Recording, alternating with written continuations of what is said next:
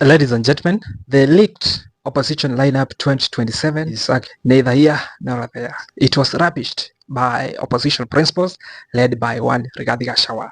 Ladies and gentlemen, today in this video, I'm going to give you good news for the supporters of Radio K Matiang'i who are like, sasa Matiang'i ako wapi? Mbona amekuwa tamed?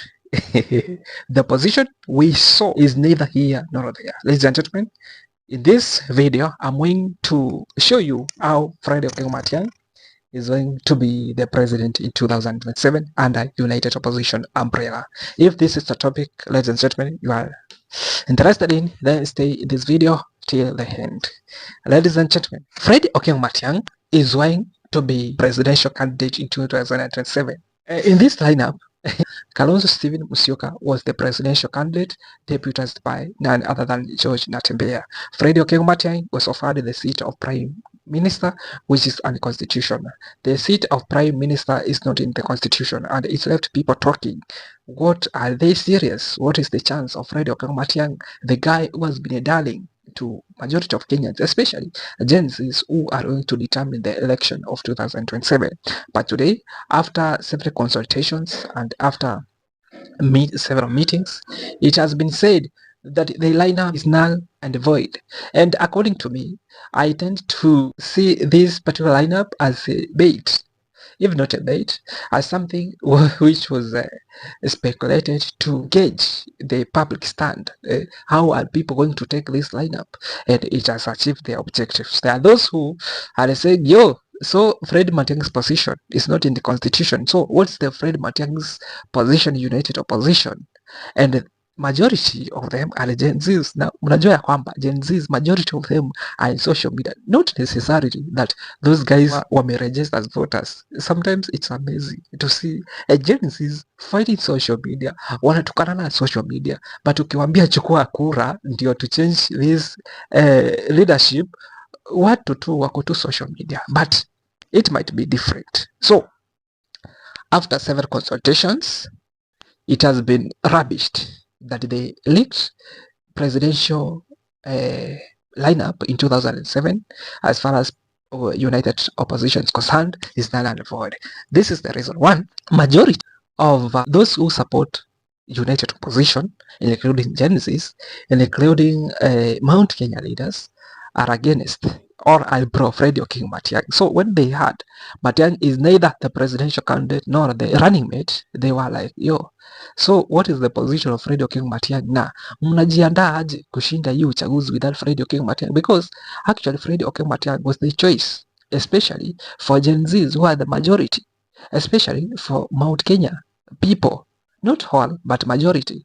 Gusii region was another factor. So what is the position of Fred Okengo Matiang'i?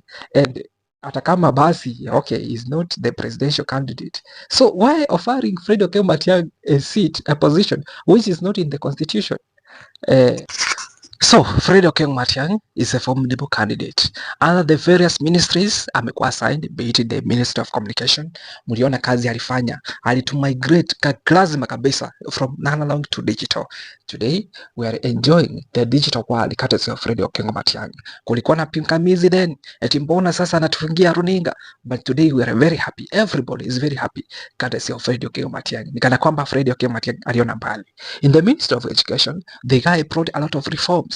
Eliminate cartels in the Ministry of Education. Now in 2016, that is the time I did my KCSE, it was the first time ambapo exam ilikuwa credible, free and fair to everybody. Hapo awali ilikuwa like candidate akifika form 4 to some institutions, sitaki kuzitaja, zilikuwa like zina revise examination from January to November hiyo to October time tunaanza examination. Instead ya wanafunzi kufunzwa ati sasa hivi ndivyo utakai kuwa ukiwa mkubwa ama ukiwa katika taaluma yako, watu walikuwa wanafunzwa examination, where other schools for example hizi shule ndogo ndogo zilikuwa zinafunzwa, wale wengine tu walikuwa na revise exam. So in 2016 every got chenye alikuwa anafaa apate in 2016. And in the Ministry of Interior, you remember what Fred Okengo Matiang'i was able to achieve. So Fred Okengo Matiang'i, as far as I can say, I can confirm right now that Fred Okengo Matiang'i is a formidable candidate. He did a lot when he was serving as in various ministries under President Uhuru Kenyatta's administration. Now, Fred Okengo Matiang'i ametuuliza, okay, tumemuuliza, majority wamemuuliza kwamba Freddy, tumeona huyu jamaa tulikuwa na nadhani ya kwamba ameteremshwa from heaven atakuja kusaidia kabisa shida hii nchi, amekuwa kigeugeu. Sasa Freddy, wewe ndio tegemeo, tunajua kwamba kazi ulifanya ulifanya kwa moyo. So Freddy, why can't you come uweze kusaidia na uweze kukomboa taifa? Freddy, si ukuje ukomboe taifa.